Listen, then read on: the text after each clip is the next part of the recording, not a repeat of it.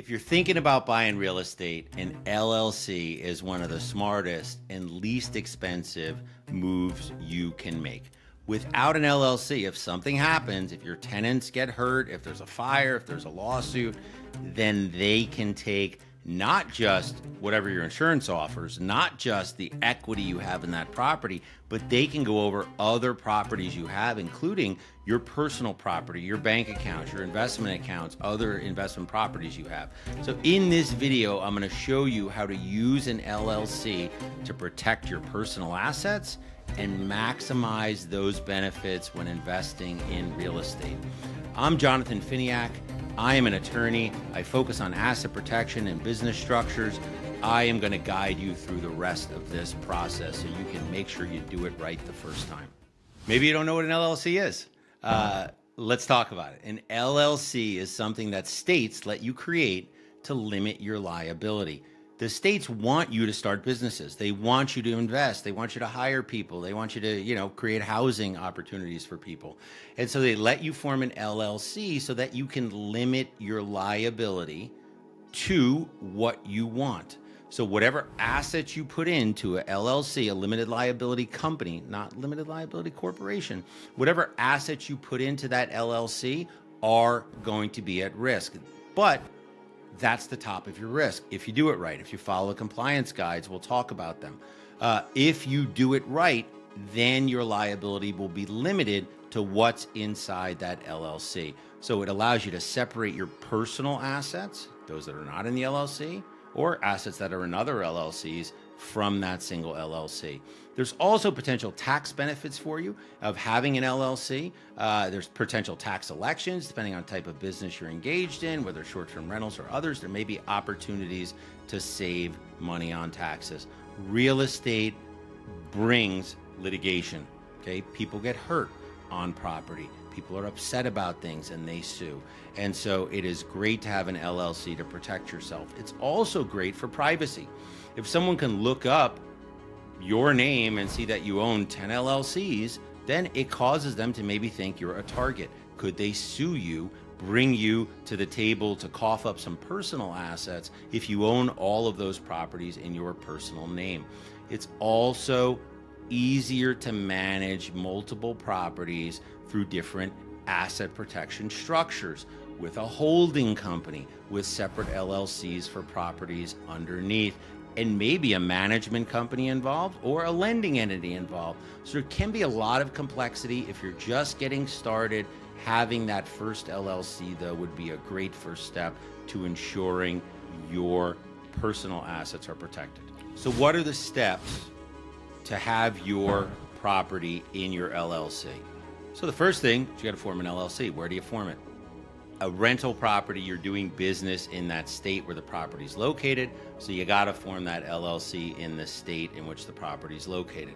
You're then going to want to obtain an EIN and a business bank account for that LLC. You can't commingle the funds of different LLCs or commingle the funds of your personal accounts and the business accounts. You can't spread expenses over multiple LLCs. You can't do any of those things. You gotta maintain it as a separate financial entity in order to get the benefits of being a separate legal entity. So the goal is, optimal goal, is to purchase the property directly into an LLC. There's some problems with that. Problem, higher interest rate on it'd be a commercial loan, right? It might be a hard money loan, so you've got a high down payment amount. So the costs of doing that are problematic. Purchasing the property in your personal name and then transferring it into an LLC, you get a conforming mortgage, and then after a period of time, you can transfer the property into the LLC. There's some caveats there, right? So only certain kind of mortgages you can do that. Other ones, you may be at risk of triggering a due on sale clause. And so whether FHA loans or VA loans, or is it just a conforming loan? Is it with a servicer? Is it being held by the bank? Was it a jumbo? I mean, there was a lot of things that can go wrong here. There's also potential issues in particular states. If you transfer the property from your personal name to an LLC, it could trigger a reassessment. It could trigger a transfer tax or stamp tax. So there's a lot of things to consider when you are trying to get the benefit of an LLC. I think it's worth it but you're going to need some expertise if you're not purchasing directly into an LLC.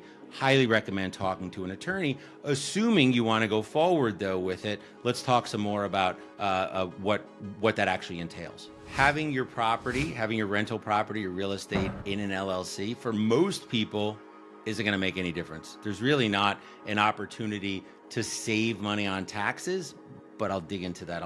We'll put a pin in that for a second, right?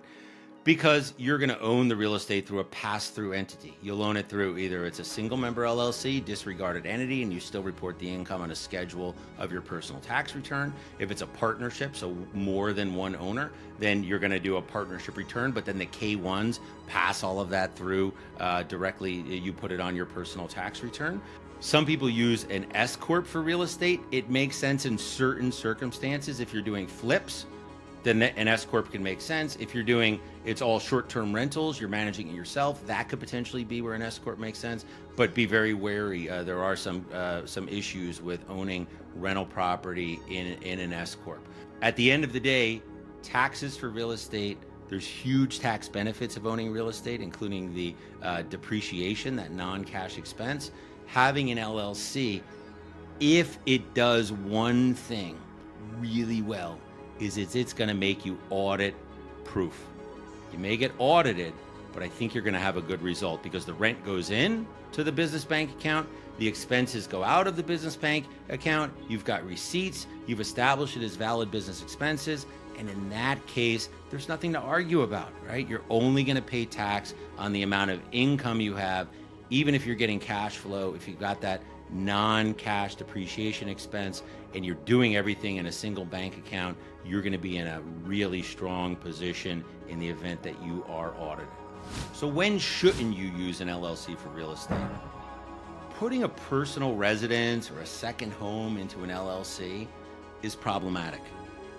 The reason that LLCs exist is because the states want you to start businesses, right? They want you to be out there. They want you to be able to limit your downside protection. If you're using the business asset for personal purposes, personal enjoyment, it's really not a business. And the limited liability protection won't hold. A court's not going to uphold that. They're just going to pierce the veil, hold you personally responsible. The question is, what are you trying to accomplish by having that property inside of your LLC? Protect yourself from a guest hurting themselves, I suppose would be a reason.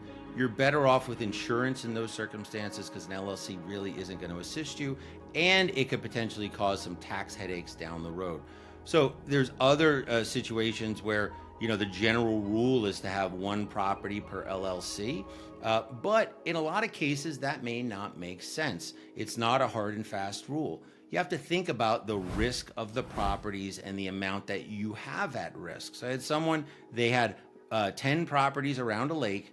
They were putting $5,000 down on each of them, and they were going to form 10 LLCs. That was a mistake, particularly because they were going to have one maintenance person who was going to work on all 10 properties, right? So the better option for them was to form a single LLC to hold all those properties. Other people, they've got 5 properties in a single LLC and they've got millions of dollars of equity. That's a mistake.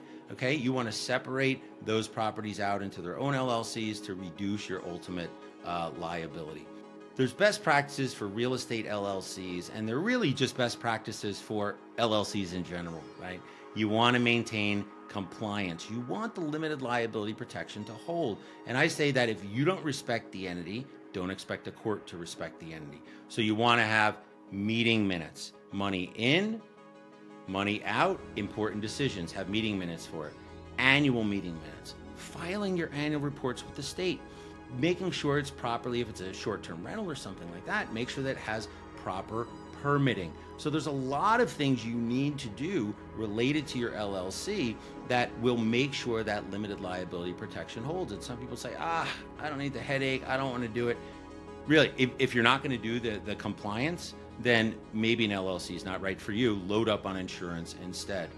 At the end of the day, separating your personal and business finances, maintaining a separation of accounts, and then considering separate LLCs for your separate properties is going to be a great way to use LLCs to your benefit. You should consult with a legal advisor in your state to talk about what requirements there may be, particularly with the transfer of properties into the LLC.